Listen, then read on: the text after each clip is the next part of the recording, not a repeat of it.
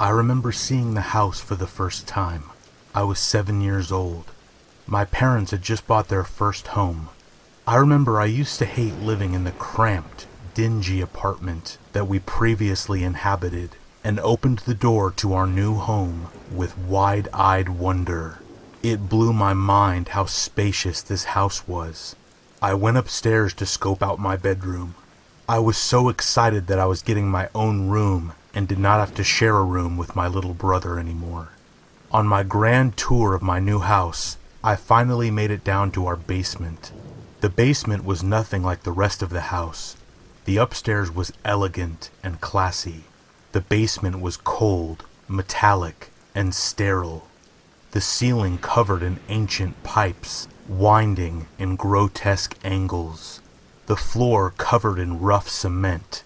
I recall taking a look at the stairs for the first time and being immediately struck with how odd they were. The stairs were surrounded in drywall, which clashed with the rest of the basement. One particular section of the wall was colored differently than the rest. It stood out like a sore thumb. I inched closer and felt the texture of it. It felt very strange. I then knocked on it. A hollow sound pervaded the empty air of the basement. Something about that sound immediately bothered me. I walked up the stairs as I could hear the same hollow sound echo in the emptiness of the basement.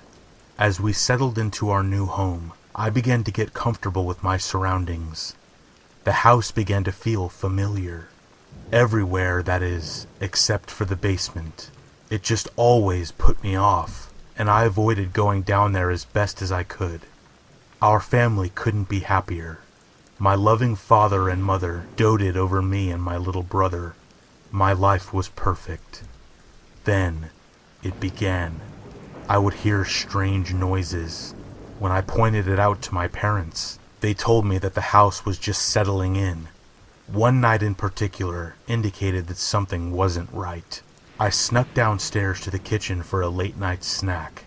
As I closed the refrigerator, I heard a tapping sound cut through the silence of the night. I craned my head to see if I could pinpoint where the sound was coming from. Dread began to wash over me as I realized the tapping was coming from the basement. I inched my way over to the basement door. I opened it to see the blackness of the depths below. My ears perked up. There it was again, that hollow tapping sound, the same sound I had heard on my initial visit to the basement from hitting the drywall. I turned on the lights so that I could go downstairs and investigate. The tapping continued as I took the first step. Fear overtook me. I ran back to my room and hid under my covers until the morning light gave way to a new day. I remember walking down the stairs. Being the first one up and about, I ran to the living room to play Nintendo. On my way, I passed the door to the basement. It was shut. Though I was in a state of near panic when I ran from it the previous night, I distinctly remember leaving the door open and not turning off the lights. I rationalized that my mother or father must have gone down there for some reason. Later, I mentioned the incident to my parents, and they just assured me that what I heard was the sound of the hot water heater clicking in the night. I knew better, but welcomed a logical explanation.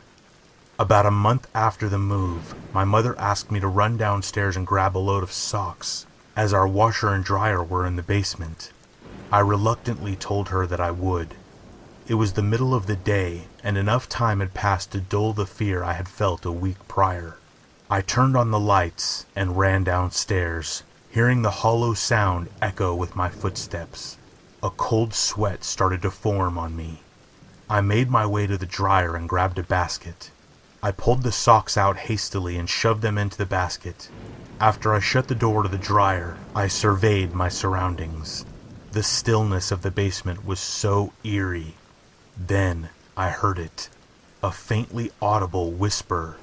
At first, I thought it was somebody calling from upstairs, and their voice scarcely making it down into the basement. However, this was not the case. That sound was coming from the basement, specifically from under the stairs. As I stood frozen with fear, it began to increase in volume, but still remained barely above the threshold of human perception. What was being said incomprehensible to my young ears. Then it stopped as quickly as it began. I moved towards the stairs, keeping my eye on the oddly colored portion of the drywall. As I took my first step to escape this ever-growing nightmare, the most profoundly terrifying moment of my life occurred. A loud, hollow bang shook the stairs, almost knocking me to the ground. I ran up the stairs as fast as my legs would carry me. Through tears and shaking uncontrollably, I told my parents what happened. They tried their best to calm me down, but nothing they said could ease my mind. I told them in no uncertain terms that I would never go down to the basement again. They must have been convinced of how terrified I was, because they honored my request and never sent me down there again. After another 3 months in the house, things returned to normalcy for me. And honestly, there was about a 2-week period where I was happy again. The last time happiness would exist in my life, or my family's for that matter. One moment in particular comes to mind. I remember lifting up little Jonathan above my head lovingly as his pacifier fell out of his mouth and brushed against my nose, tickling me. I pulled him in for a big bear hug and remember how he smelled. That wonderful smell that babies emit, and, for the last time, feeling content. Any semblance of contentment came crashing down for me and my parents the night of July 2nd, 1991. That is the day that Jonathan went missing. A ransom note was scrawled in barely legible English and left in his bed, demanding $20,000 cash. It informed my parents that if they contacted the police, they would kill Jonathan. My mother and father took to their room and argued loudly and emotionally over whether or not to call the police as I listened with tears streaming down my eyes. My mother eventually wore down my father and the police were called. Seeing as the location of the drop and time were indicated on the note, the police set up a wiretap just in case the kidnapper decided to call. I asked my parents and the police if they had thoroughly searched through the house in case he was still here. They assured me that they had, and that Jonathan would be fine after the drop, but the seed of an idea was already growing in my mind that would blossom throughout the rest of my life. My parents followed the instructions to a T. They dropped off the money and then waited in the location that they were supposed to pick up Jonathan. He never came. Needless to say, this tore my family apart. As the weeks passed, there was no news about Jonathan. My young, vibrant parents became husks of their former selves. My mother especially. She blamed herself for getting the police involved and believed that to be the reason Jonathan was not returned. One night, as she was sobbing alone in shambles, clutching a bottle of wine, I finally decided to divulge to her my theory that had been brewing inside my skull. I told her that I thought it was whoever, or whatever for that matter, was under the stairs that had gotten Jonathan, and maybe he is still alive. She slapped me across the face so hard that I saw stars. She screamed at me, the guilt expressing itself as rage. She told me to stop the childish bullshit and just accept that Jonathan was taken out of the house by a demented person and is dead. My childhood died that day. I remember contemplating taking a hammer and exposing whatever was under the stairs myself, but the fear was just too overwhelming for me to actually do it, let alone step one stair down into that basement. My family moved shortly after this incident. I remember looking to the future with what might resemble optimism, only to have it come crashing down. My parents divorced. The grief was too much to share, and not a year after that, my mother killed herself. The guilt must have just overwhelmed her. My father did his best to raise me, but Jonathan's long shadow always hung over our lives. 20 years later, I began to think long and hard about my little brother's disappearance and how angry it made me. My family had a chance at a normal and fulfilling life, and it was snuffed out in an instant by whoever took him.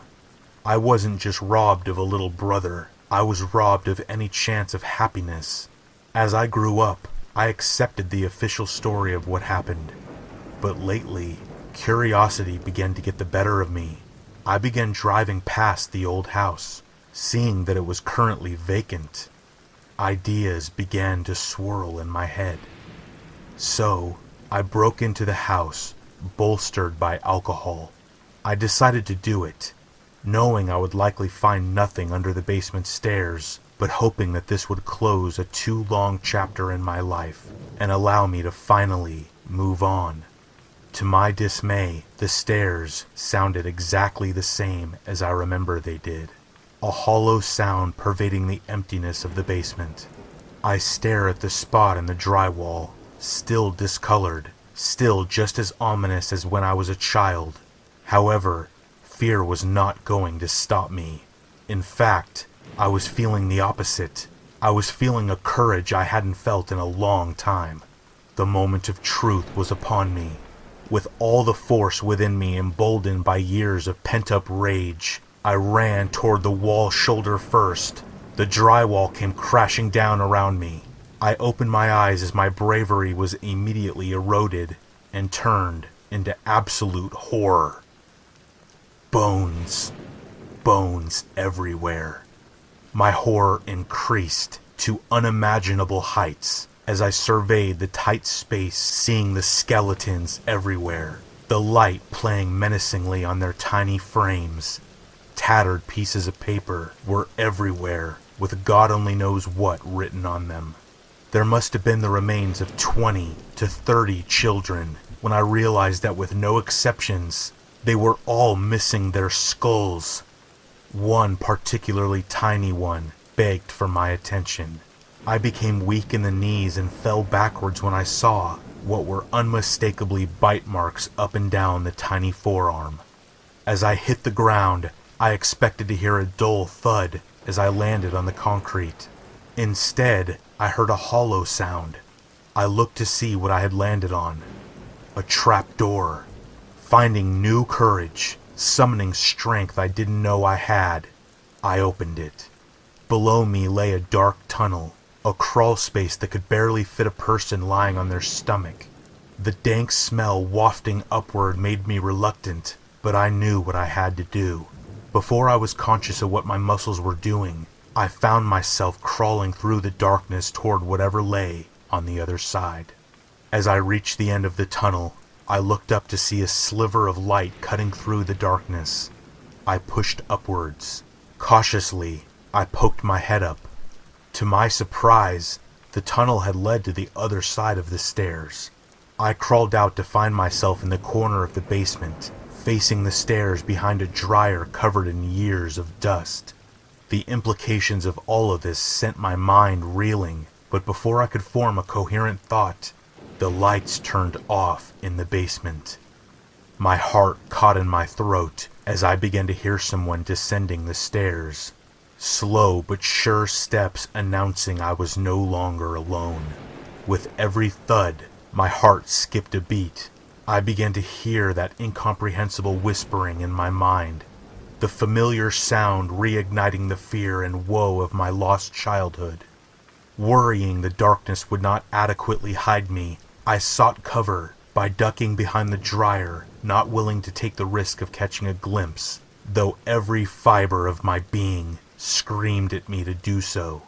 Panic began to set in.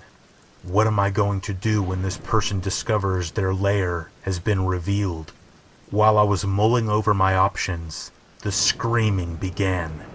I say scream as a frame of reference, but there is no way to truly describe the guttural noises that I heard. The sounds smashing the silence of the basement were so bone-chilling, so surreal as to defy description. He clearly had discovered his perverse sanctuary had been disturbed. Before I knew it, I was up the stairs running for my life. I made it to my car too scared to turn around. With all muscles working in unison, I opened the door and put the key in the ignition in one swift movement. As my car sprang to life under the streetlight, a shadow fell over my car. I gunned it, never looking back, flooring the accelerator to the local police precinct.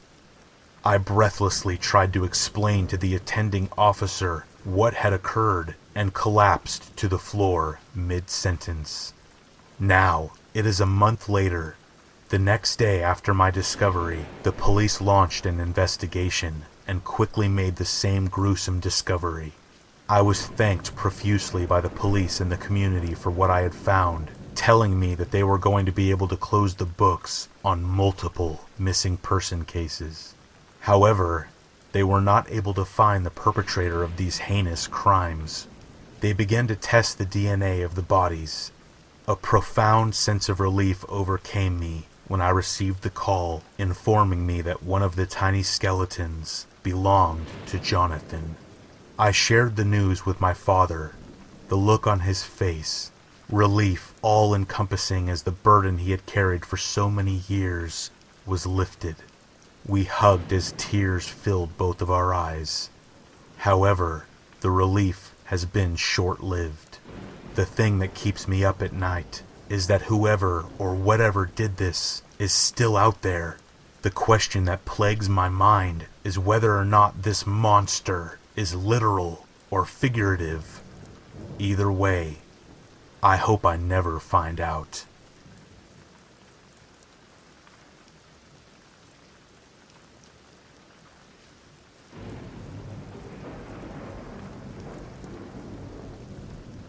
"7 years ago, I was on my way home after getting off work late one night. I was sitting at a red light at an intersection, trying to keep my eyes open. I was extremely tired, but was right around the corner from my house. My eyes scanned around the empty intersection I was sitting at, and there was nobody around. Just as I pressed the gas pedal, I glanced in all of my mirrors, and about fainted when I thought I saw a face in my rearview mirror. My sleepy eyes jolted wide, and I hit the brake in the middle of the intersection. I stared into the rearview mirror, but didn't see anything. I turned around as much as I could and scanned the back seat. Nothing. I made it home a couple minutes later and quickly went inside. I first walked to my bedroom, put my cell phone on my bed, and put my work boots in my closet, and then walked back out to my living room. I peeked through the blinds and saw a man sitting in my back seat. I've never felt any fear like this before. It felt like all of my blood left my body and ice water began flowing through my veins. I ran back to my room and grabbed my phone. As I was dialing 911, I ran back to the living room window. The back door of my car was open and the man was gone. I slept at my brother's house that night.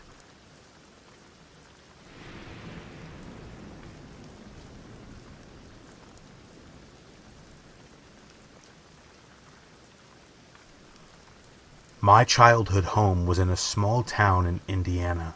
It was a beautiful blue Dutch colonial home in a neighborhood lined with huge old pine trees.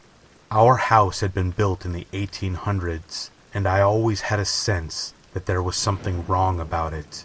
The neighborhood was filled with kids my age, and all of the families got together for summer block parties. Pretty idyllic. The only bad thing about our neighborhood was that at the end of the cul-de-sac was the town's hospital. Our hospital kind of looked like a brick version of Hogwarts. It wasn't too bad, except that the parking lot and entrance for the emergency room essentially backed up to several of our backyards. Every once in a while we would be woken up by an ambulance.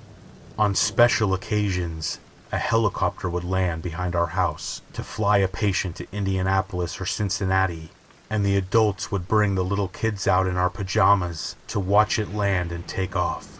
Kind of morbid, I realize. Other than the noise and bustle of the emergency room, we rarely noticed the hospital. Sometimes we would tell ghost stories about the people who died in the hospital and how they wandered our neighborhood in the afterlife.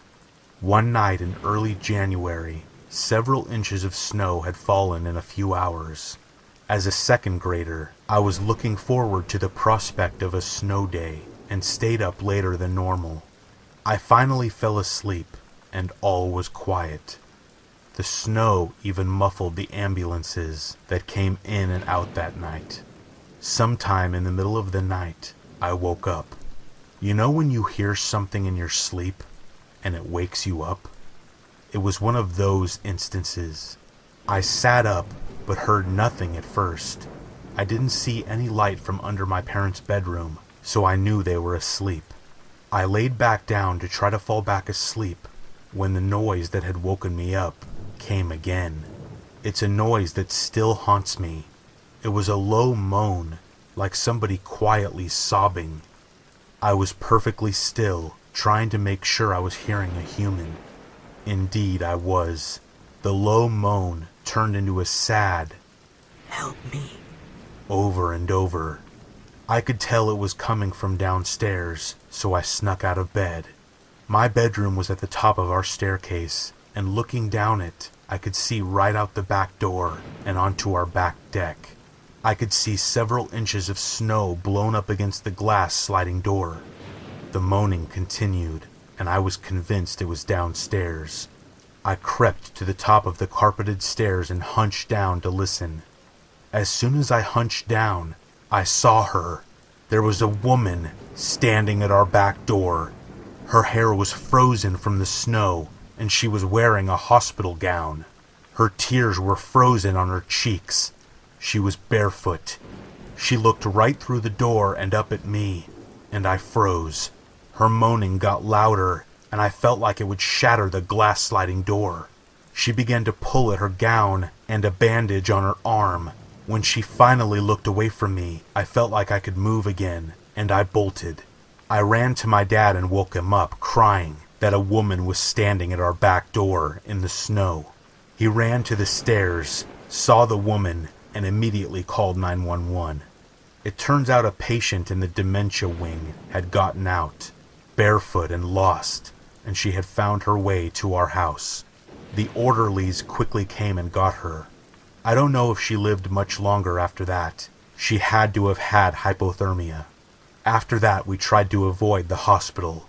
Even though my family moved from that home several years later, on a particularly cold and snowy night, I sometimes still have dreams of that woman.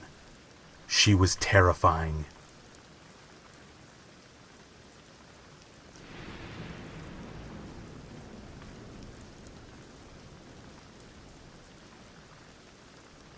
A few years back, I remember coming home late from work one evening. I was really tired and just went straight to the couch and watched some TV. It was very late, and my eyelids got increasingly heavy. I turned off the TV and distinctly remember all the sleep mode lights on the various electronics that are hooked up to the TV. I also distinctly remember the way the streetlight was shining through the blinds. I closed my eyes for what seemed like a few seconds, and when I opened them, everything was exactly the same. I tried to move to get into a more comfortable position, but noticed that I could not move, and I instantly freaked out. My heart was pounding as I tried moving every part of my body, but couldn't. I tried to scream and yell for help, but nothing would come out. I was terrified and felt helpless. It was a very strange and scary feeling. My mind was racing as I was trying to figure out why I was paralyzed, and if this was something permanent, or if I needed serious medical attention. As I was freaking out, I also heard feet pattering in the hallway behind me. I was thinking maybe it was my younger sister. The pattern of the footsteps were consistent with that of a smaller child. I was beginning to feel relief that someone, which I thought was probably my little sister, would come and help me. Then, at that very moment, I realized that my younger sister would have no business being up that late at night, and she would have been way too terrified to be walking around in the basement not knowing if anyone was down there without any lights on. I realized that the footsteps were not my sister, and became even more terrified and confused by it all. As I remember, the fear was so overwhelming that I actually think it shocked my body for a moment, and it felt like it helped me regain movement in my toes and part of my back. The footsteps were quickly pattering down the hall, literally right behind my head, and back down the hall again. As I was panicking, I was able to use the partial movement of my back to scoot to the end of the couch, and I fell onto the floor laying on my stomach, with my face placed in the direction of the footsteps. I was still unable to move, and I began to hear the footsteps coming down the hall again.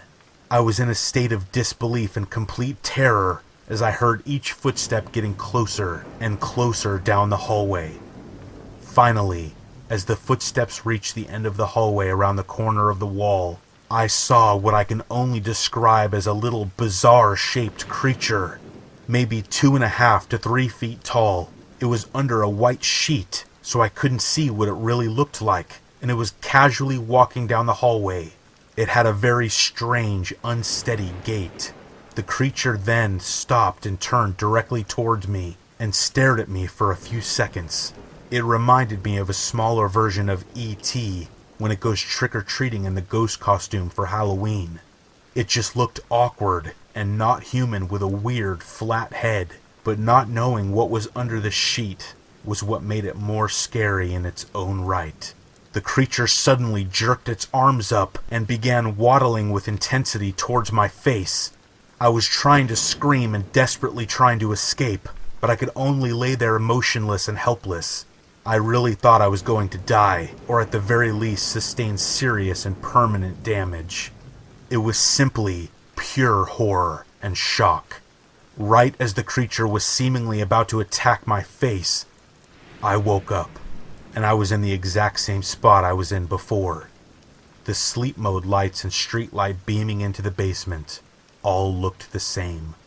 I was so confused and very disturbed. After researching, I found that I was experiencing an episode of sleep paralysis. The dreams are easily mistaken for reality. It's almost like a hallucination, and it was so much different than any dreams I've ever had. I will never forget that night, and I hope to never experience it again.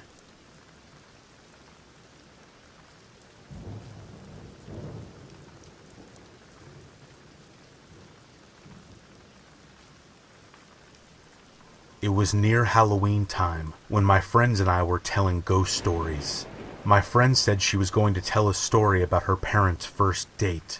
She said she didn't like telling the story since it was actually true, but we pressured her to do so. To cut to the chase, the parents had spent a nice first date, and around the time that they would have said goodnight, the male in the situation, my friend's dad, suggested that they go for a midnight hike up Provo Canyon. He apparently knew the place since he had done a fair amount of rock climbing in the area. So the two drove up to the mouth of the canyon, got out of their cars, and started hiking under just the light of the stars since it was a new moon. At some point, the male starts getting a bad feeling since the pathway ahead, which would pass under some trees, would be dark, and because it was getting to be quite late. He ignores the feeling and presses on. In later tellings of the story, the female would say that she had felt the same feeling at what was probably the same time, though she didn't know the trail like he did. A minute later, the feeling came back to the male. He ignored it again and started walking a bit of the way into the trees when his foot hit something soft in the middle of the path. Under the trees, it was too dark to see just what this soft thing was, and the feeling came back stronger than ever. Instead of finding out what his foot had bumped into, he and the female both agreed to hightail it out of there. Years later, after being married for some time, they were watching an interview with the serial killer Ted Bundy. In response to a question asking him to describe the time that he felt the closest to being caught, he explained about the night that he lured a girl into Provo Canyon and had just killed her when he heard some people coming up the trail. He explained how he hid in the trees just in time, only to watch some guy walk right into the body and then for some reason just turned around and walked away.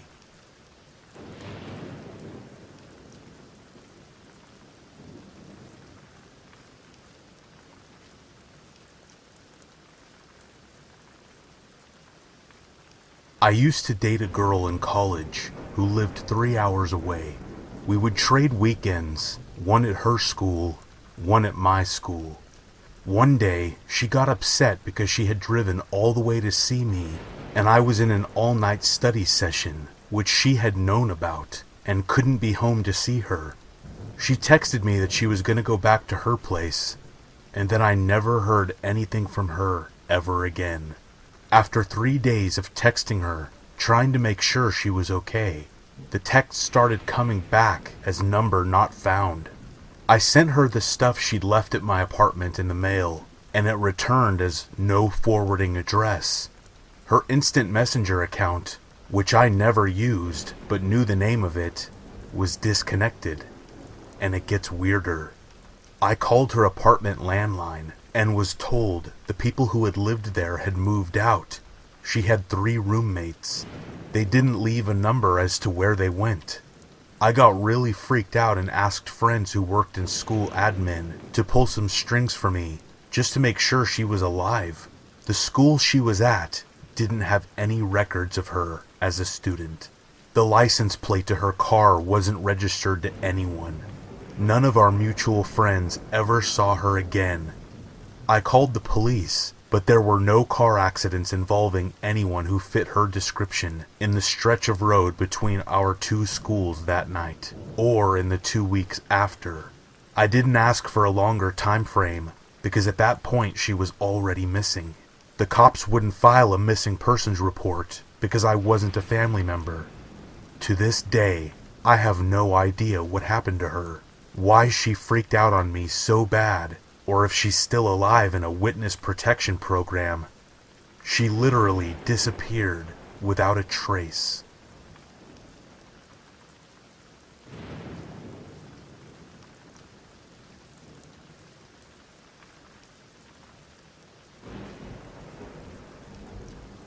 I was going to make a throwaway, but what the hell? I'll take the risk of looking like a totally insane person. No one is going to believe me anyway. This happened when I was 17. I'm 32 now. I graduated high school and got my first apartment in a nice town. I lived by myself other than my cat, Snowball.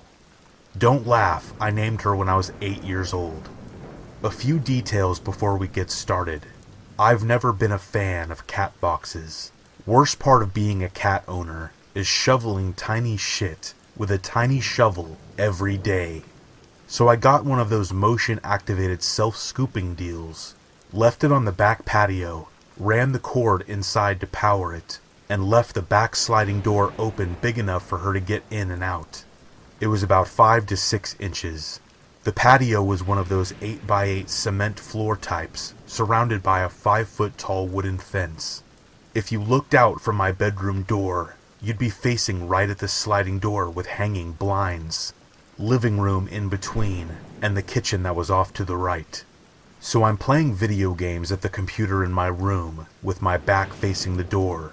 It's about 1 a.m. I hear Snowball start to make one of those awful cat growling noises in the back of her throat.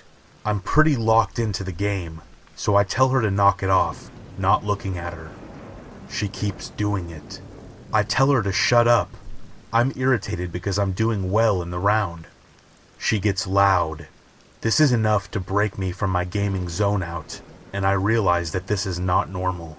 I get up from my computer to see her standing in the doorway facing out, her back to me. She is in full-on Halloween cat mode, hair sticking straight out. Her back is completely arched. She looks tense. I'd never seen her that way. She is still just going crazy. I look out into the living room where she is facing. Nothing is amiss. There is nothing there. I look down at her to say something to the effect of, "What's the matter?" She makes this insane sound, like a combination of a hiss, a growl, and a spit, and she starts to take a few steps backwards.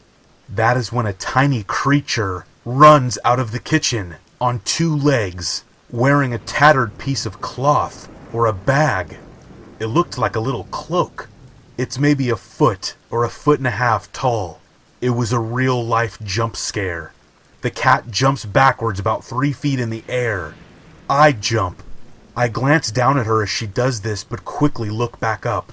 I hear her land with a crash behind me, and then run. I am fixated on this thing. It is moving, but it's like time is slowed down. I am watching these things happen, but everything is so fast. It runs out the back door through the blinds with a crash at speeds that don't even seem natural. The blinds are swinging. My heart is pounding. I stand there dumbfounded. What the hell did I just see? I'm staring at the back patio door, at the swinging blinds. I'm not moving. My eyes start to notice that something is wrong. All the blinds are softly swinging except the 2 closest to the opening. I see they're making an inverted V. I look at them and follow them down to the very bottom, and between them, I see it. Its head is poking through the blinds, staring at me. It has yellow eyes and a face that I can only describe as bestial, gray, greenish, with blackish skin. At this point, a singular loud thought fills my mind. You aren't supposed to see this. And at the conclusion of that thought, every one of the hanging blinds shoots upward and outward. I jump again, and my heart tries to blast out of my chest. Some of them hitting the ceiling. A few fall off. It's a loud racket. The rest are swinging all over the place. I look at the place where its face was, and it's gone. I beeline for the kitchen. Refrigerator door is open. I open a drawer and grab the biggest knife that I see.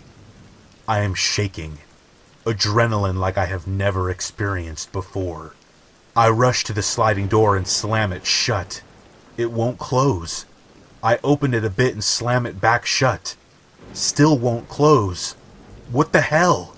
I am completely stupid. The cat box cord. I crouch down, brandishing this knife like a complete idiot, looking out the glass door waiting for this thing to launch at my face. I'm shaking. I reach across myself with my left hand to the power plug on the wall to the right as I stare out, waiting to stab anything that approaches. I fumble to get it unplugged.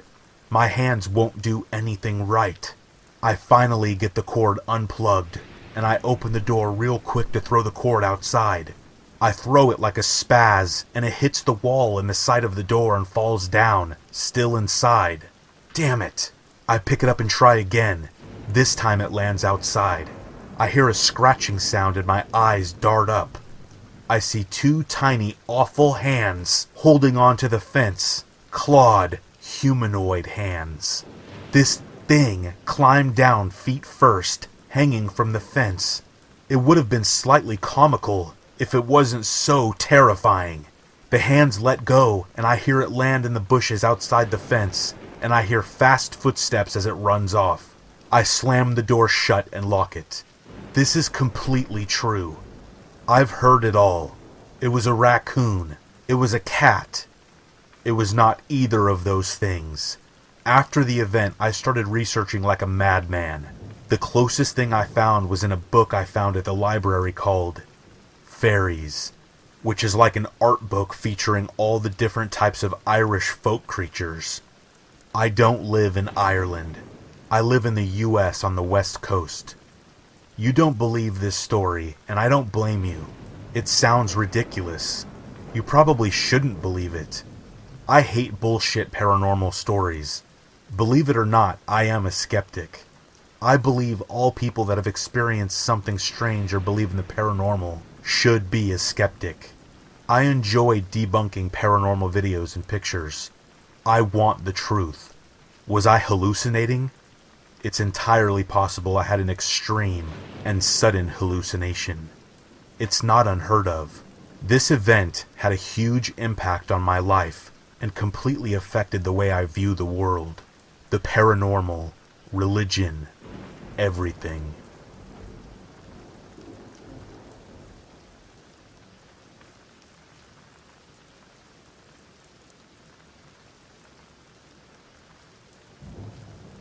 I was driving a shortcut from 29 Palms, California to Albuquerque, New Mexico.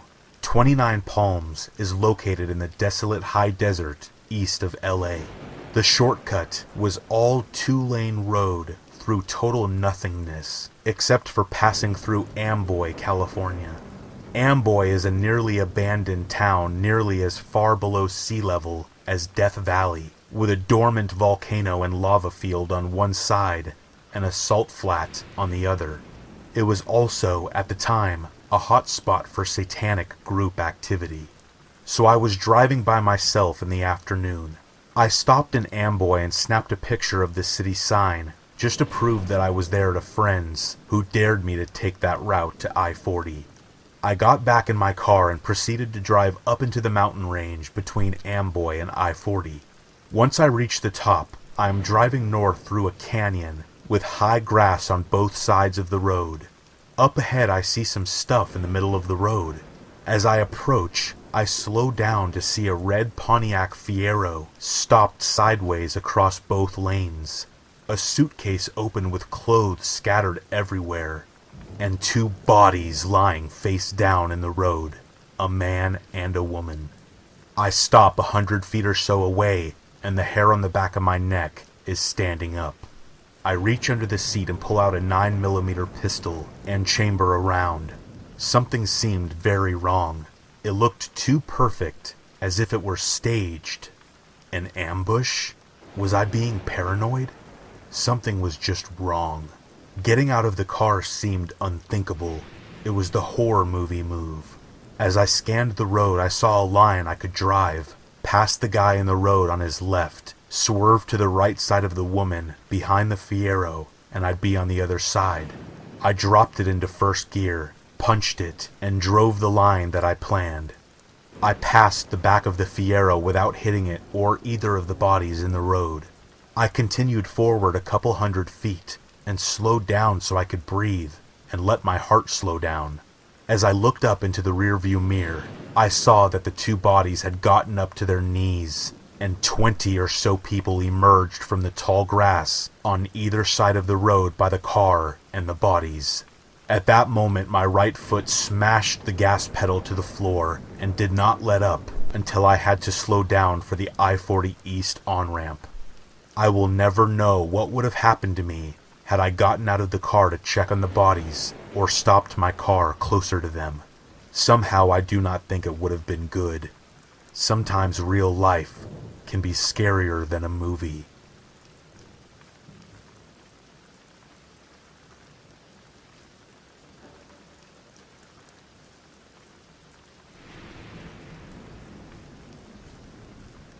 From an early age, I loved hearing scary stories. When I was first learning to read, I worked very hard in school. My teachers thought I was trying to be a good student. The truth is, I wanted to be able to read even more scary stories on my own. My mom recognized this obsession and would often share her own creepy tales. If a storm took the power out, she would light a few candles and tell me about the frightening, weird, and sometimes baffling experiences she had growing up. Many of the stories were about her old home, which she suspected was haunted.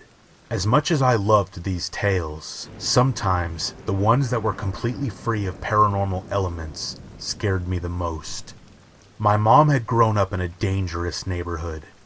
Many of her stories were simply about the truly frightening people she encountered during her childhood. A story about a ghost is scary to a child.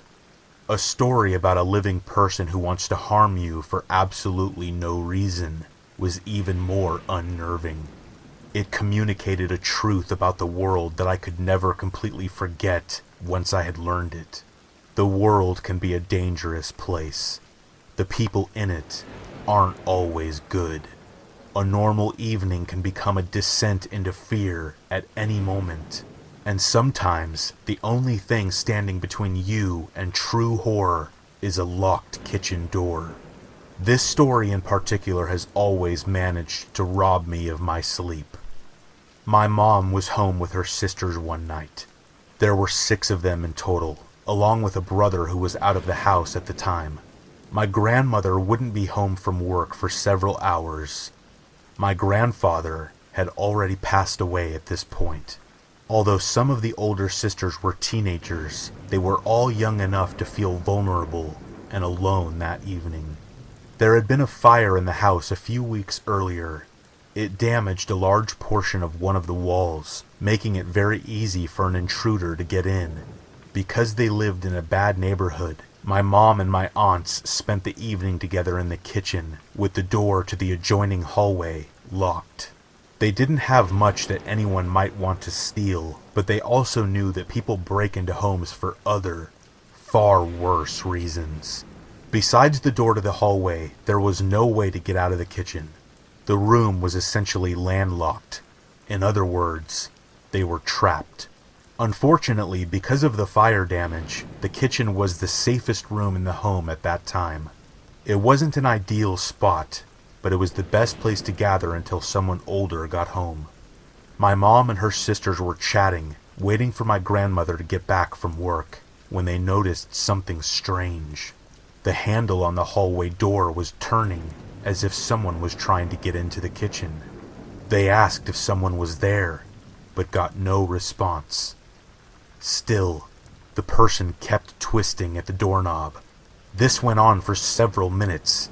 In a vain attempt to scare the intruder away, my mom and her sisters pretended that they were having a big party. They made a lot of noise, hoping they might trick the person in the hallway into thinking that there was a much bigger, older group of people in the kitchen. At first, it seemed like the trick might have worked. The handle did eventually stop moving. For a brief moment, everyone thought the danger was gone. Sadly, this was not the case. The sound of someone trying to open the door may have stopped, but it was soon replaced with another sound. Click, click, click, click, click, click. At first, no one could figure out what it was. They only knew it was coming from the hallway. It took a few moments for them to realize that whoever was behind the door was now switching the hallway light on and off. Somehow, that was scarier than someone trying to get in. There was no reason for this person to switch the light on and off like that, but they kept doing it. Clearly, they were now just taunting my mom and her sisters. The fact that they never said a word just made it that much more terrifying. My aunt called the police, but the police were notoriously slow in that neighborhood. There was simply too much crime for them to respond quickly. After calling the police, she called a neighbor and asked them to come to the house. Understandably, the neighbor was just as frightened by the thought of this intruder as they were. He went over to the front door and shouted for them to come out. It was a small house, but he would not go in. He thought he might be able to scare the intruder off by making it clear that an adult was waiting for everyone outside. He was wrong. All throughout this experience, the noise never stopped. Click, click, click, click, click, click. My mom and aunts finally had enough. They needed to get out of that room somehow. Every sister grabbed a knife, and they all lined up at the hallway door, from oldest to youngest. That was one of the few times my mom was happy to be the youngest of 7 children. After a moment, they opened the door to the hallway and charged into it. They hoped they might scare the intruder away, but their main goal was simply to get out of the house. When they entered the hallway, the light was off. The sun had fallen by that point, so the entire hallway was dark. That's probably for the best. No one truly wanted to see the person who had been taunting them all evening. More importantly, they didn't want the person to get a good look at them. However, my Aunt Nora, the oldest of the sisters, did see something. The outline of a dark figure running down the hall and up the stairs. She didn't take any time to stop and confront this figure. Instead, she and all the others ran out of the house. They spent the rest of that evening out front, waiting for the police and my grandmother. Eventually, the police did arrive. They searched the home, but whoever broke in was gone. Everyone agreed that the person must have entered and exited the house through the fire-damaged section. They never caught the intruder. It could have been a random lunatic. It could have been someone they saw every day. This person might have just been passing through the area, or they might have been stalking my mom and her sisters, watching them for weeks. Not knowing who had broken in that night was frightening, and yet, not knowing why this person decided to spend an evening tormenting 6 young girls with something as simple as a noise was even worse. Click, click, click, click, click, click.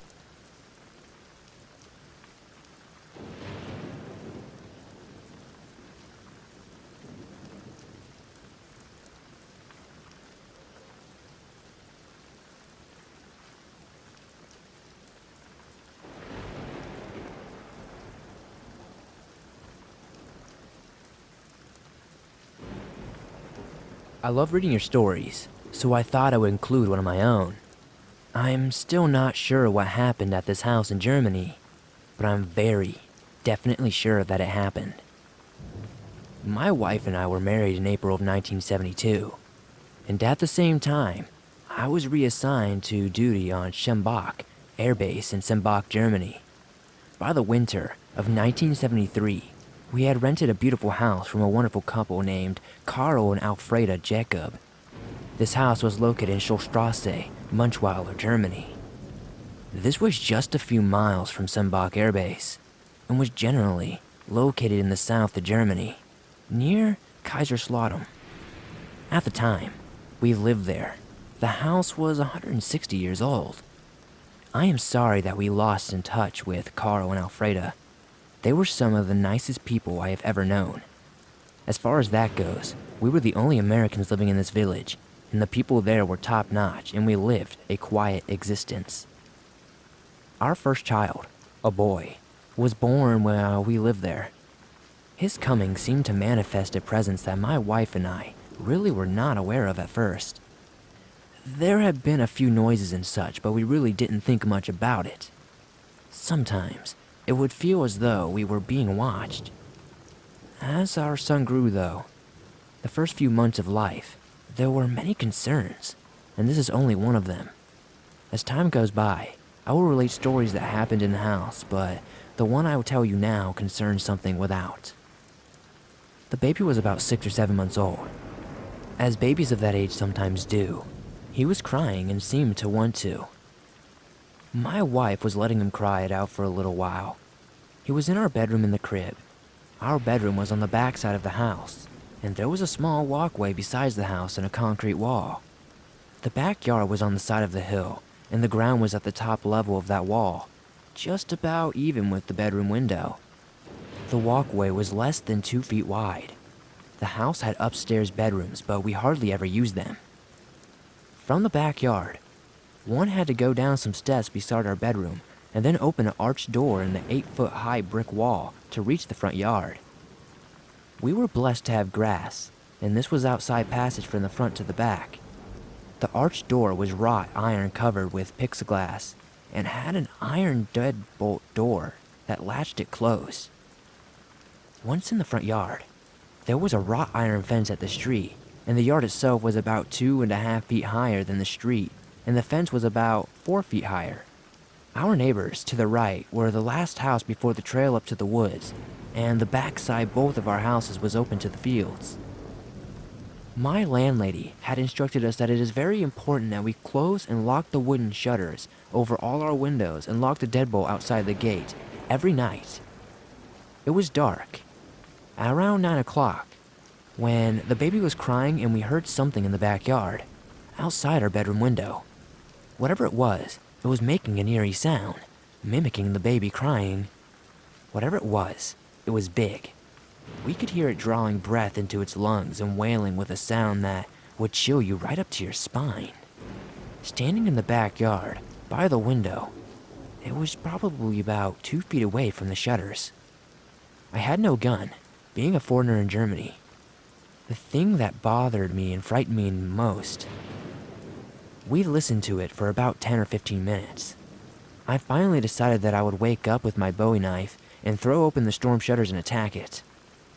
My yelling at it through the open window and through the wooden shutters had no effect on it.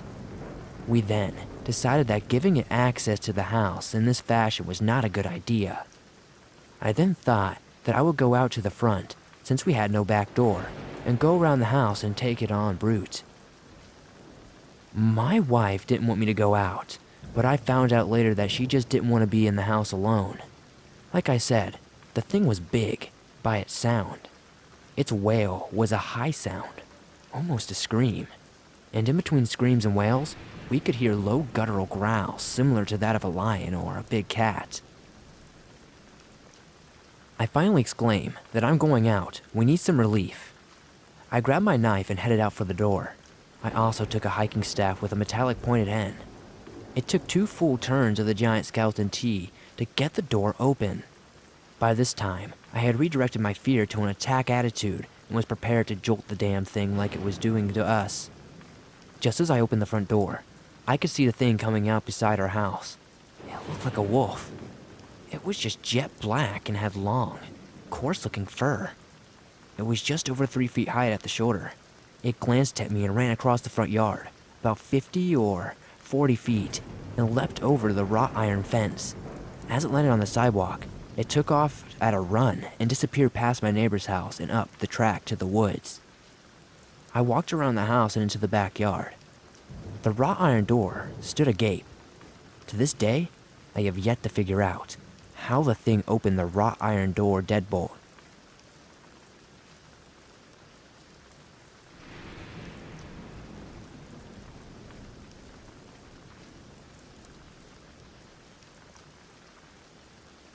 When I was 18, so in about 2006, my friend and I decided to take a cruise to celebrate becoming adults. The type of cruise we choose to take had a lot of alcohol, food, and a lot of cute guys. One night, I couldn't sleep. My friend passed out cold and I, for the life of me, just couldn't drift off to sleep. I decided to go out to the deck and have a cigarette, and take a walk to hopefully tire myself out. I found my headphones, cigarettes, and a lighter, and left the room quickly. The halls were deserted, which didn't surprise me as it was 3 a.m. So I put my headphones in and blasted my favorite band at the time, Mariana's Trench, and walked out of the hall to the upper deck. I felt an eerie feeling, and looked back feeling like someone was watching me. The hair on my neck stood up. I turned around quickly, but no one was behind me. I kinda laughed at myself and said, "Okay, Mandy, get it together." I walked up to the deck that was also deserted, and so I found a spot on a bench closer in front of the ship and sat down. I lit a cigarette and stared out at the ocean. As I smoked my cancer stick, for a few minutes focusing on the reflection of the moon on the water, I suddenly felt someone sit beside me. I looked over instinctively, and a guy about 40 or so was sitting beside me. I didn't want to talk to a stranger, so I looked back at the water. The guy beside me suddenly yanked out my earbud. I looked at him annoyed and said, "What the hell?" "You're pretty," he told me. Thank you," I replied awkwardly. "Are you here alone?" he asked. He moved closer as he did this. "No," I told him, feeling anxious. "With your boyfriend?" he asked. I looked at him and my gut told me to lie, and I said, "Yeah, he's sleeping." He gave me a creepy side grin. "Pretty girl like you. If you were my girlfriend, I'd be making these waves rock," he joked with a laugh. I looked at him horrified. "My name's Mohammed," he told me, inching closer again. I didn't respond. Instead, I put my earbuds back in, hoping that he would get the hint. Then I continued to smoke my cigarette. A few seconds later, he yanked my earbud out again, and this both scared and pissed me off. I stood up quickly. "Do you like wine?" he asked. "I have wine in my room. You should join me for a glass." At this point, I was freaked out completely. "No, I don't drink wine and I don't know you. Please leave me alone," I told him sternly. "So angry," he said with a chuckle. "You need someone to clear that up for you." I started to walk away and head back to my room, and I got about 3 steps away when he grabbed my left wrist and stopped me. Before I could say anything, he grabbed me and held me in a huge hug. "You smell so good," he said. I pulled away violently. I was able to get far enough away from him that I could run quickly inside. A security guard must have heard me scream because as I reached the door to get back inside, he let me in and stopped. I was crying from fear and he asked me if I was okay. I managed to choke out what had happened and he told me to stay inside as he rushed outside to deal with John. A few minutes later he came back inside and told me there was no man on the deck, and that he may have gone back to his room. He had me fill out a report and give a detailed description of my attacker, and then he escorted me back to the room. The next morning I told my friend about what happened and she made me agree not to go out on deck alone anymore. She didn't have to tell me twice. The rest of the cruise I was on edge, but I didn't see John again. The weird thing is that there was no Muhammad listed on the ship, and no man watching his description was ever found, according to the security guard who took my report. A few coworkers tried to find this man, as they didn't want him harassing any other woman. This scares me because I know how it happened, and I know he smelled and how greasy he seemed.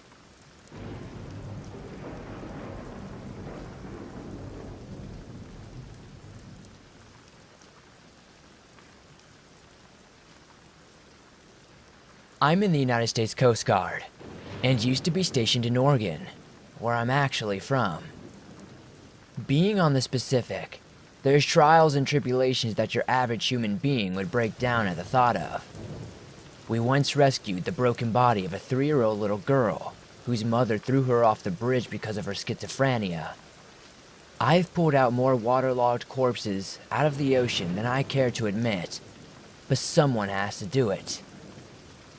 The city where I was stationed is steeped in local legend from ghostly figures standing on the massive bridge, peering over the side like they're debating whether or not their ethereal body should take the plunge.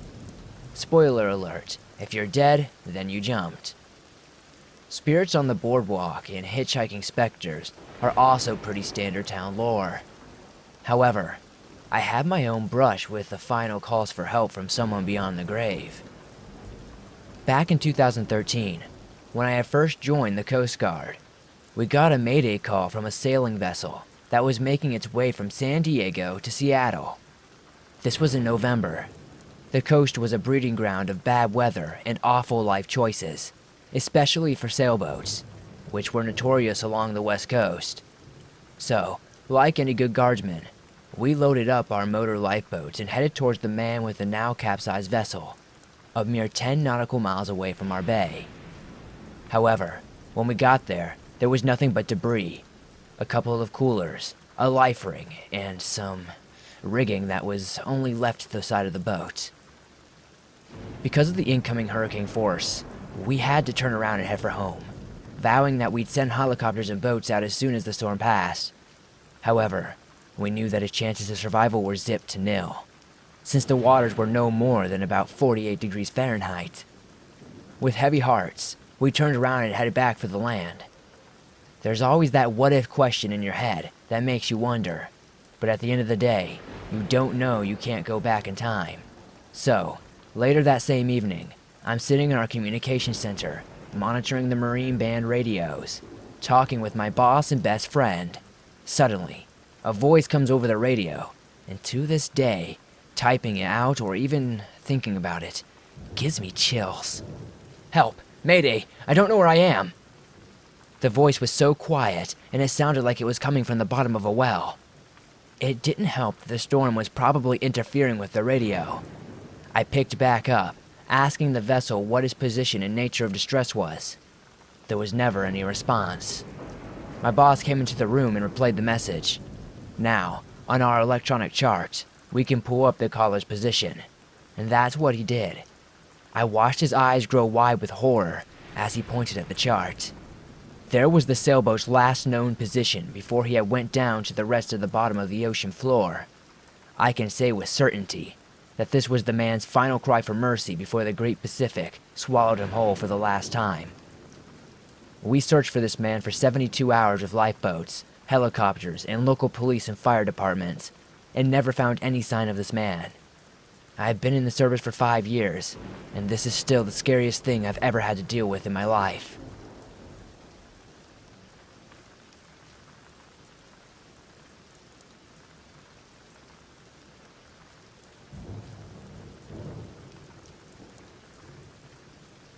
When I was 17 or so, 2 friends and I decided to camp in a field next to the housing estate, so we could drink beer and listen to music as loud as we wanted.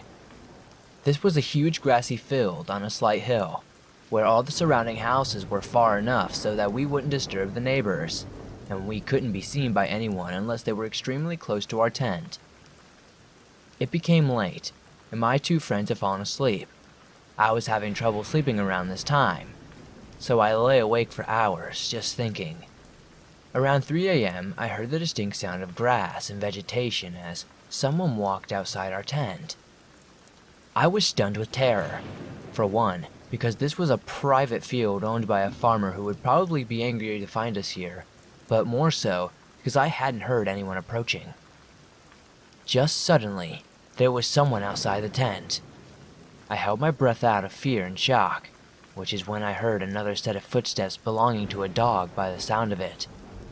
Filled with dread, I just lay as still as possible, breathing slowly and quietly, listening to this person and his dog walking back and forth outside the tent. I thought we were going to get shot or beaten by this dude. Then I saw this guy's shadow, which freaked me out a hell of a lot more than I already was.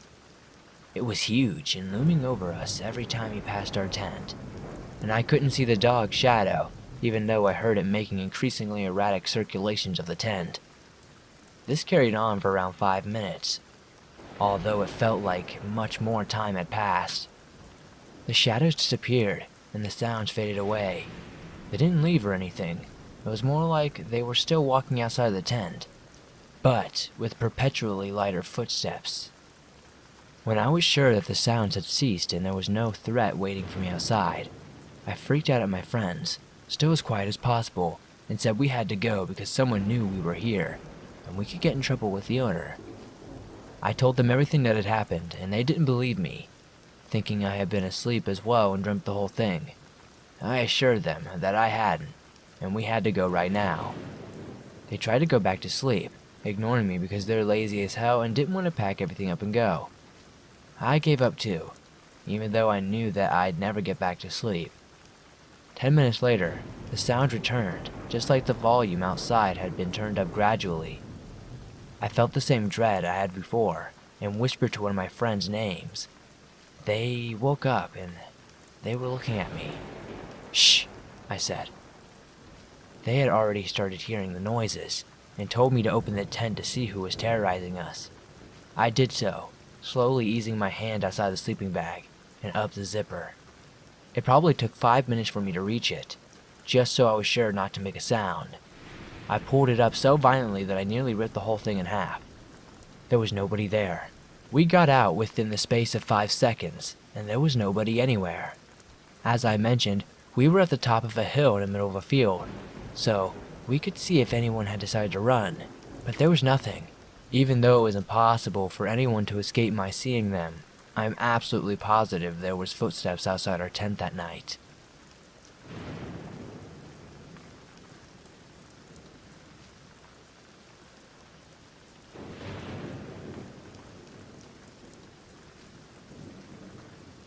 I'm a geologist, working at Death Valley National Park in Nevada. Over the last few months, we've been studying the geological formation dubbed Devil's Hole. Anyway, I've always found this place somewhat disconcerting. We have a vague idea of how it came to be and what makes it do what it does, but there's something else. Something off. The other day, we sent a little submarine drone into the water to see if we could map out the labyrinth cave system we know is there. But it has been completely inaccessible for decades. Also, we wanted to find out how deep it goes. The fact that an earthquake in China also could cause the water to rise so substantially at this spot in Nevada makes us think the water goes way deeper than preliminary estimates. The sub started to map the first 50 feet. It was tough to get a great signal. The mineral content of the water was really inhospitable to the system we use and how they communicate with one another. Not to mention the superheated water near the geothermal vents once you get more down. That could be enough to disable the drone entirely. At around 75 feet, the signal got really touchy. We'd have a few minutes of decent communication, but then it would cut out completely and leave us wondering if the sub had crashed or had been damaged beyond recovery. During the windows when we would have time to move the drone, we explored from cave to cave and went deeper and deeper. The water was well above boiling as the pressure increased, so did the temperature. The sub was rated up for 400 degrees for a short period of time, and the pockets of water were getting close to that maximum. We got to a relatively cool spot around 225 Fahrenheit, and we were told to stand by. Greg, the guy who was operating the optical equipment on the drone, kept insisting that he was seeing flashes of light way below our position. I kept insisting that the equipment was malfunctioning and causing the flashes, but Greg wouldn't shut up about another sensor registering bursts of heat at the same time of the flashes. We argued for a little while and the drone stayed in place. The water level in the hole started to rise. This wasn't unexpected. A surprisingly little amount of seismic activity anywhere in the world was enough to move the water over here. We kept bickering and didn't notice more flashes on the screen until much later, when we analyzed the video. What finally knocked us out of our retrospective tantrums, though, was the way the water started to change color. It went from its normal shade of dull red, and Greg glanced at the screen and noticed the depth of the water in the cave chamber, originally at 36 feet, had changed to 353,000 feet. We knew there had to be an error. More flashes showed up on the screen as the water frothed and frothed and burbled on the surface. Then the feed went dead and stayed dead. Greg and I analyzed the video overnight. Everything we seen was there and was just as confusing. But then Greg saw a tiny spike in the audio track, right when the depth of the cave appeared to drop straight down. He ran it through a few filters to amplify the signal and clean it up. Then he played it back. We listened to it about 20 times in a row, despite hearing it perfectly the first time. Corresponding with the massive increase in depth and last word of the message, there was one more flash in the final video frame before the drone was lost. After Greg cleaned it up, we saw that it was a single, glowing red light.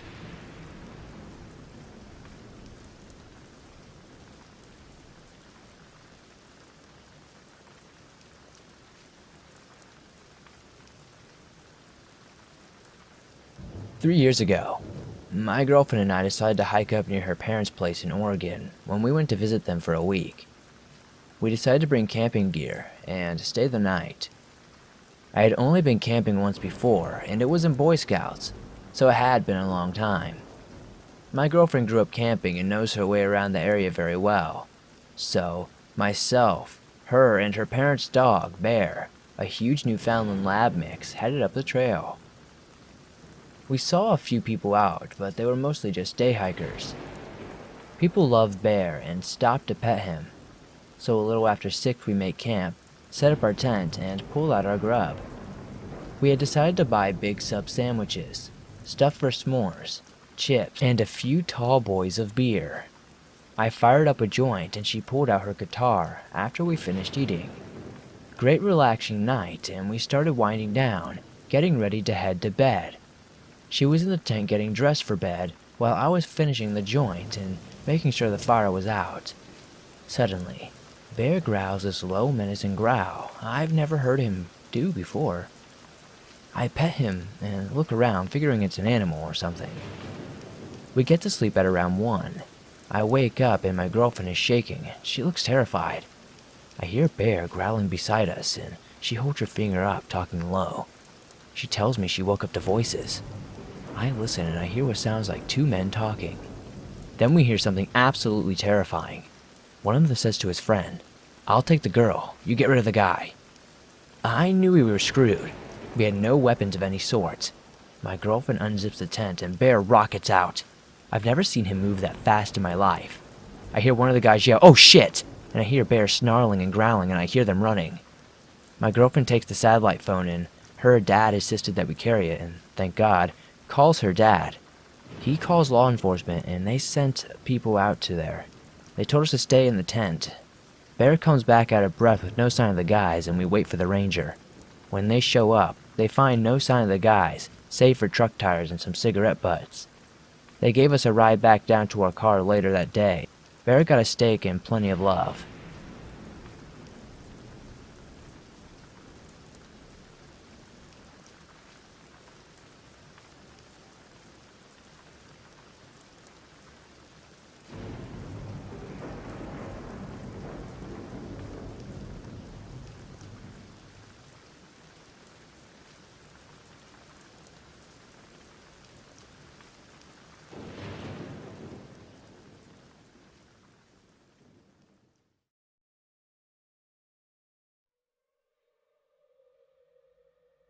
This particular incident happened almost a decade ago, when I was around 10 years old or so. I think I should stress before starting that my parents are not really pranksters. Even in the most regular of social situations where everyone's joking around and messing with each other, they're usually straight to the point. So I have no reason at all to believe they were lying this time. It was the camping trip my dad had been looking forward to every day since the snow melted into springtime. He'd requested a week off of work in late June so that we could all go up to his favorite chunk of forest, this state park about an hour's drive away from where we lived. It would be a good family activity. We get set up on the campground, us two kids in one tent, my older brother and I, and my parents in the other. The first day actually went pretty great. There was a lot of splashing around in the river, hiking, doing lots of fun family stuff. My brother and I very rarely ever got along, but this was one of those rare moments when we were really enjoying each other's company. Anyway, the sun started to set, casting everything in gold. Then night found the four of us sitting around the campfire making s'mores together. I remember getting really spooked by all the noises I could hear in the distance. My parents were just constantly telling me to calm down. They reminded me that there were other campers there as well. It's a state park after all, and this was the biggest time of year for other campers. Also, there were no doubt lots of small furry animals like raccoons or squirrels or whatever running around out there in the darkness. This did actually ease my nerves a lot. For a moment or so, I could have sworn I'd heard a very particular sound nearby though. I knew that sound from all the games of hide and seek I'd play often as a kid. It was the sound of someone trying to hold their breath, but too excited to fall completely silent. I only heard it for a brief moment though, and then it was gone like it had never been there at all. The real event happened the next night though. All four of us were out in our tents, my brother fast asleep in the sleeping bag right next to me. I have a lot of body warmth on account of my chubbiness, so I had unzipped my bag and was just laying there staring into the darkness. I was trying to fall asleep to the soft lullaby of Mother Nature and whatnot, but it really just wasn't coming to me.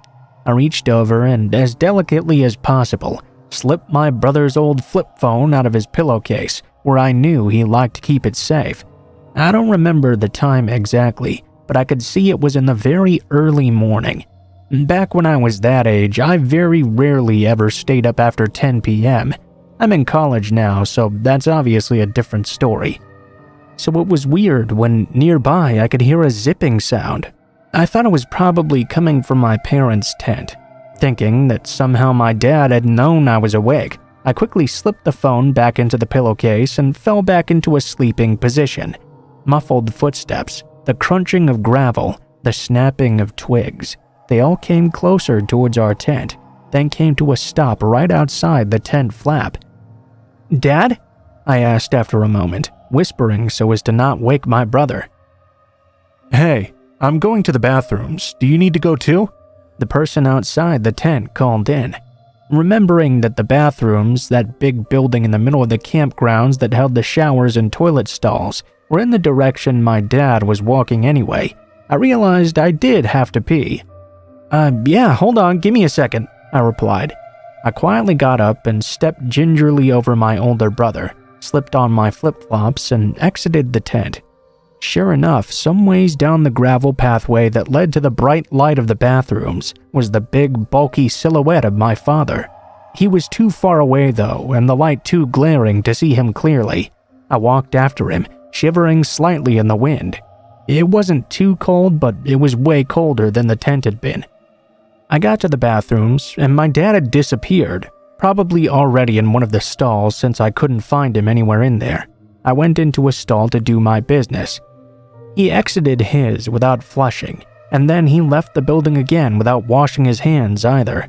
I finished up and followed quickly after him. "Hey, Dad, wait!" I called out to him, picking up speed to catch up. The bulky silhouette waved a hand toward me and headed to a different angle of the trees than we'd come from. This confused me, and I stopped. "Hey, come on, this is a shortcut," my dad said. I realized that I'd never actually seen the face of the person I was following the entire night, so I started to get a little bit nervous. "That's a dumb shortcut. I'm going this way." I headed back toward the actual direction of the campsite. Then the man got impatient. "Get over here right now. We're going this way, you little shit." My dad had never sworn at me before. Immediately, the alarm bell started ringing. I turned around and ran as fast as I could, finding our camping spot and diving into my parents' tent.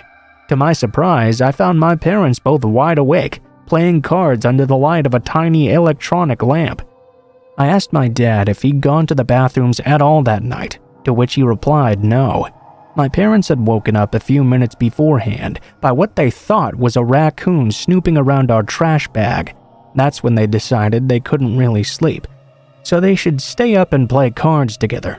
Well, I told them about what had just happened. My parents got out of the tent and searched around the area, but they couldn't find anyone. To this day, I can't decide if it was actually a man trying to lure me into the forest, or if I just had a bad dream or something. I was a pretty imaginative kid back then, and knowing how my brain is even better now, I don't entirely trust myself to know what was the truth at that age. For example, I'd once run a red light swearing up and down for the last 18 years that green had meant stop and red had meant go. I remember going to the store once wearing socks with flip-flops, but standing in the checkout line realizing I had shoes on. Another time, I triple-checked to make sure my car was locked in a parking lot and came back to find it completely unlocked and my car's disappeared from my pocket, sitting in the driver's seat. So sometimes my mind lapses. I'm not really sure what to make of it.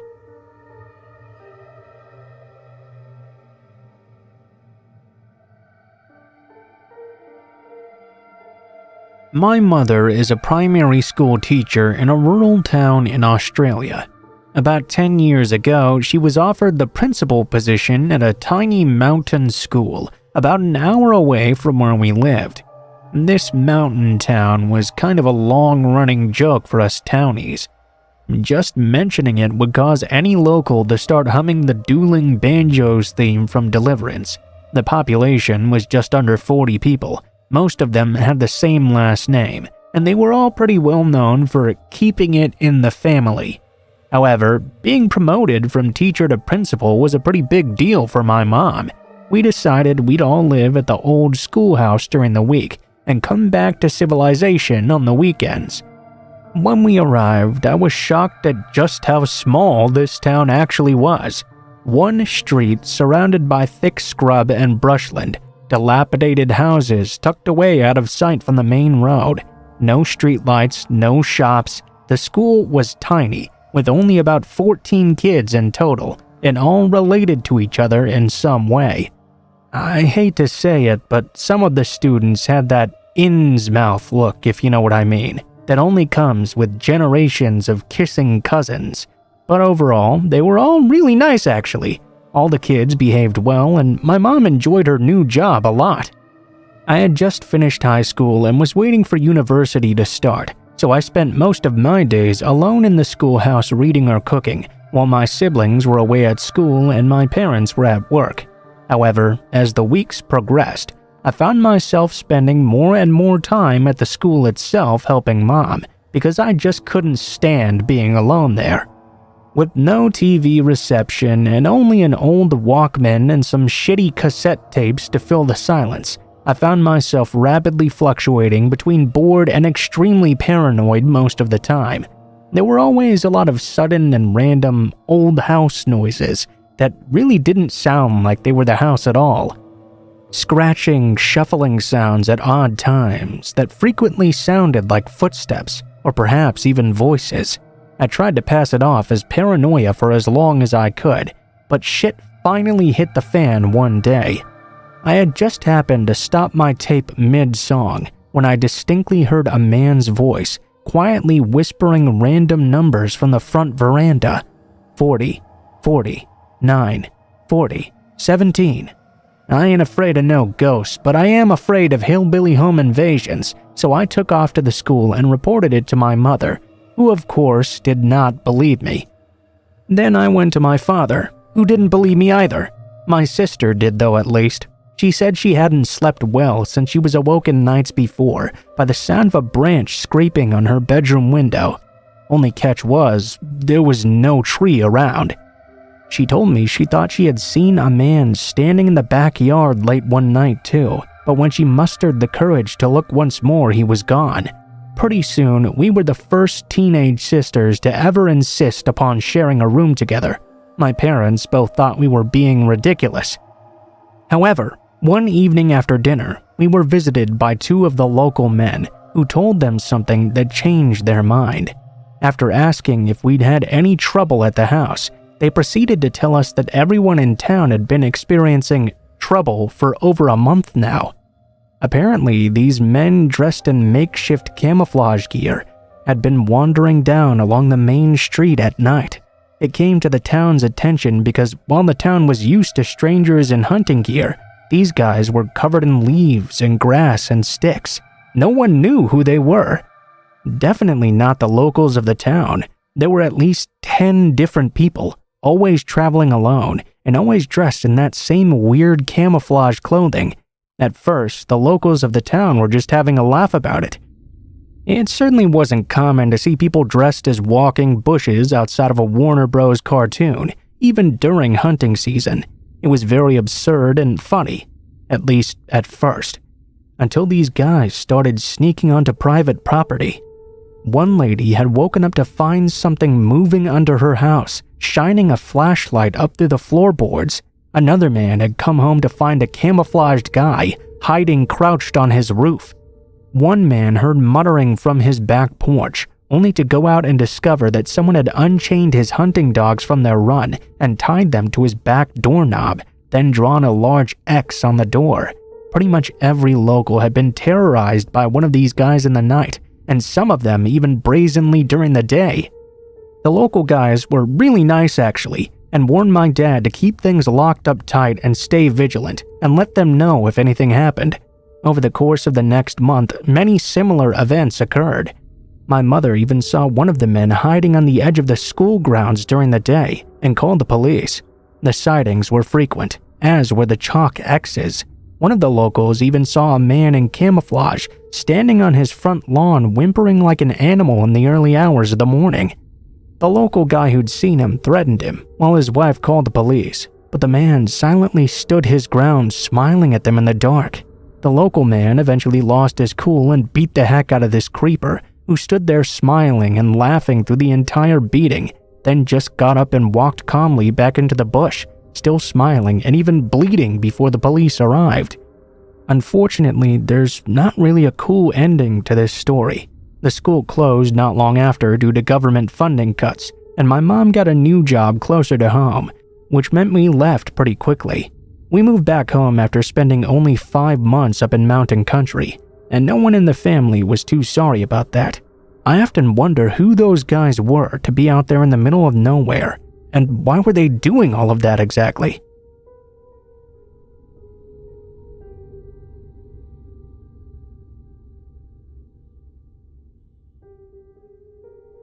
When I was growing up, my older brother raced flat-track motorcycles, and as a result, my dad and him were gone for most weekends during the racing season. Sometimes my mom, my younger sister, and myself would tag along, but my mom was never really that into it. Instead, usually she'd keep my sister and I home most of the time and plan out some fun things to do together for us girls during the weekend. This incident happened on one of those weekends where we'd stayed back home in 1987. I was about 10 years old, and my sister was 8. It started out just like any other Saturday, with my dad and brother gone off on their trip. My mom took us out to eat McDonald's, and we went to the mall and then went home to play some Monopoly and watch cable. At around 10 p.m., my sister and I started to get pretty sleepy, so my mom brought out the sleeping bags for all 3 of us to sleep in the living room together. I had to ask my mom years later what time this was, because as a kid, I really didn't pay attention to the clock much. Sometime around 2 a.m., someone started banging on our front door. Our front door was pretty strange. It had 4 large panes of glass that weren't opaque, so they were covered with small curtains. We all woke up to this pounding and rushed to the door to look out one of the windows. We could see there was a girl standing at the door, probably in her late teens. I remember her wearing a white and blue windbreaker. She was frantic and crying and begged my mom to let her in. She said her boyfriend was chasing her and she was afraid he was going to kill her. My mom remained calm as hell in that scary situation. "I'm sorry, love. I can't let you in because I've got 2 young children with me. I can't risk your boyfriend harming them if he gets in.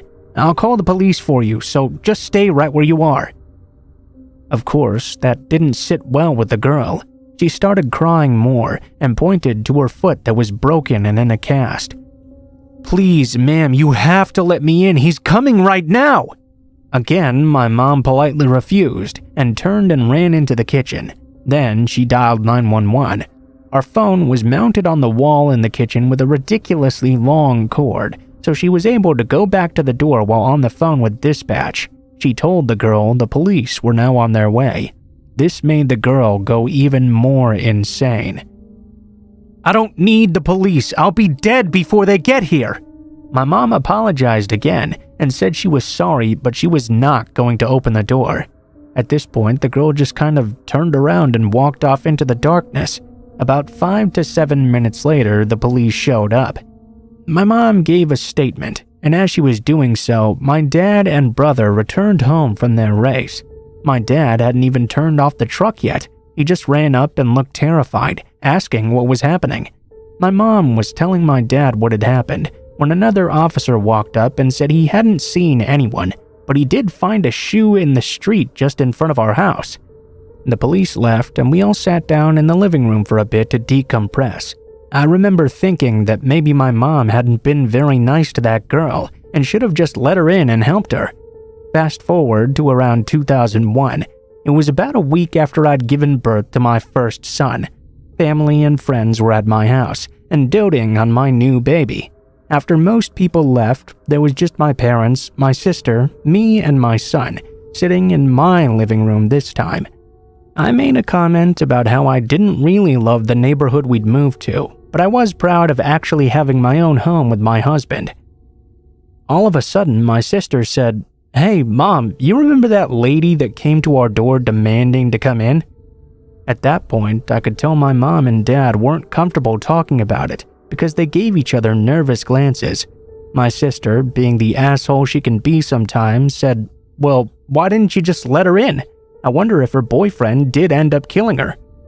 My dad interjected. My mom had done the right thing because it was late and we were home alone. Then he added this little neat tidbit. Plus, they ended up finding her in a car with her boyfriend smoking dope just a few blocks over. They had a rope, duct tape, 2 shovels, and a shit ton of knives in the trunk. My sister and I both shouted in unison, "What?" I asked why we were never told about that, and my dad said they decided not to tell us so we wouldn't feel unsafe in our own home. Finding this out made me feel like a huge jerk because I always thought my mom was being really mean, and I wondered if that girl had gotten hurt. Now I know my mom most likely prevented a home invasion with her tough but correct decision to deny the girl entry into our home.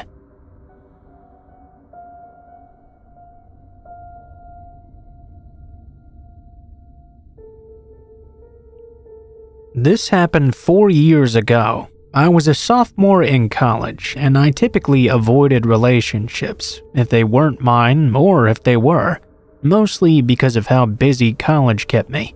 I was a journalism major, you see. I think you get the point anyway. Apart from romantic things, though, I had pretty healthy relationships with all of my friends, and went out quite a bit as well. My roommate Piper had this boyfriend she brought over every night, and yes, only to bang.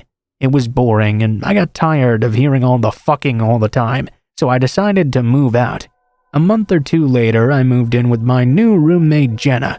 Piper and her boyfriend broke up. It wasn't your average, "it's not you, it's me" breakup though. It was for a bigger reason, and apparently I was involved as well. Piper texted me at 10 p.m. and said the following, "How fucking dare you? Must you really destroy my happiness?" Of course, I texted back, "What the fuck are you talking about?" She proceeded to tell me her boyfriend said he couldn't be with her because he had feelings for someone else, and that someone else was me. I was completely caught off guard, needless to say. Dude, I don't even know him. Get over it. All you two did was fuck all the time anyway. I left it there. When I woke up the next morning, my phone was blown up with texts.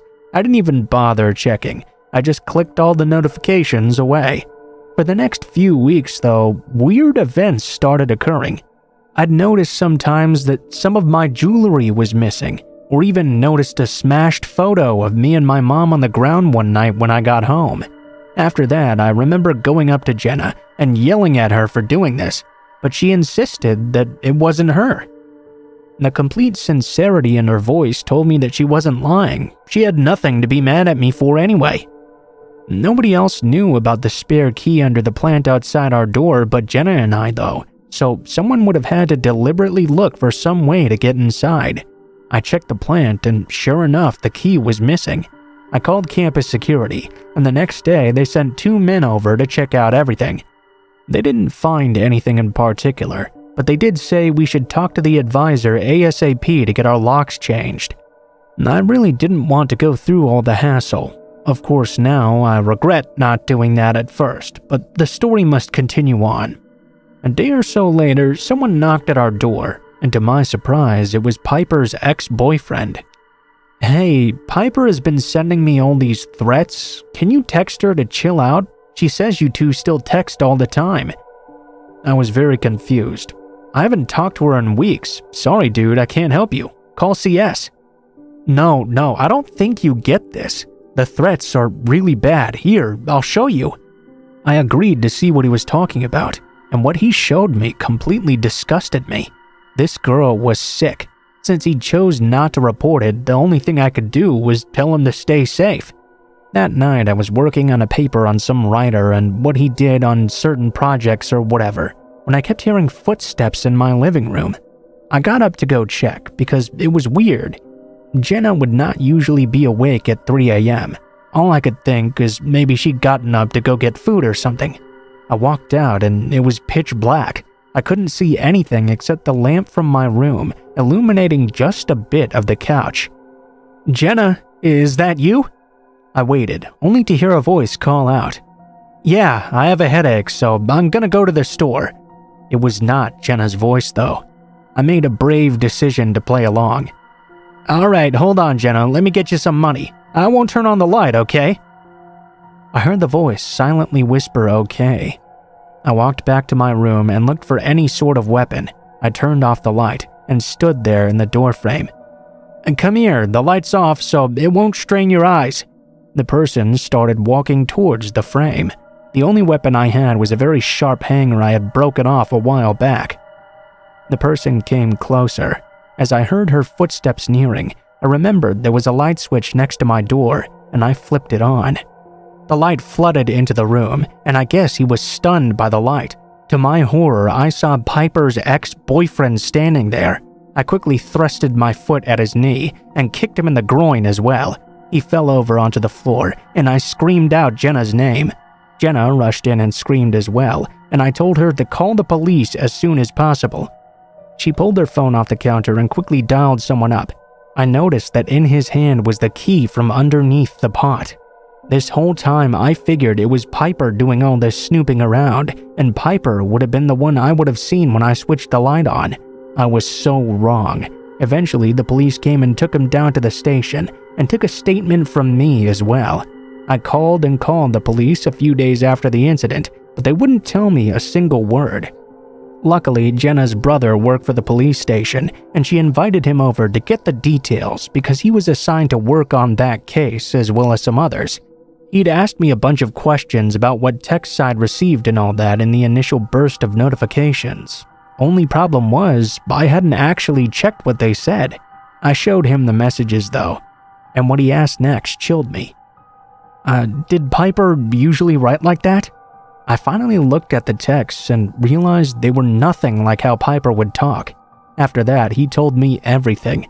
Apparently, Piper's ex was not the one who broke up with Piper. Piper had broken up with him, and he'd gotten so mad he'd beat her down and stole her phone. Apparently, he'd always had some weird infatuation with me. Long story short, the sick creep was breaking into my house, pretending to be Piper, and sending threats to himself and I in order to receive my sympathy. The most disturbing thing was that there was rope in his jacket pocket. What he planned to do with it, I don't know, but it's extremely disconcerting to think about. After hearing all of that, it was enough to make me decide to file a restraining order. He couldn't be anywhere near me in a 100-mile radius. I moved schools soon after and went to a bigger city in Northern California. He got put in jail for a short time, and now 4 years later, I still keep in touch with Jenna. Jenna told me that when he'd got out, he'd asked a lot about me to anyone who might have known where I'd gone. No one told him though, because it was a small town and word traveled fast. Apparently, he found a girlfriend and moved away somewhere I don't really care to know at all. I just hope that either his girlfriend is as crazy as he is or is smart enough to leave on her own. Piper and I reconnected as well when I was in my senior year in my new college, and we're still friends to this day. It freaks me out to know that he was in the same dorm with me and pretending to be my friend, and I had no clue at all.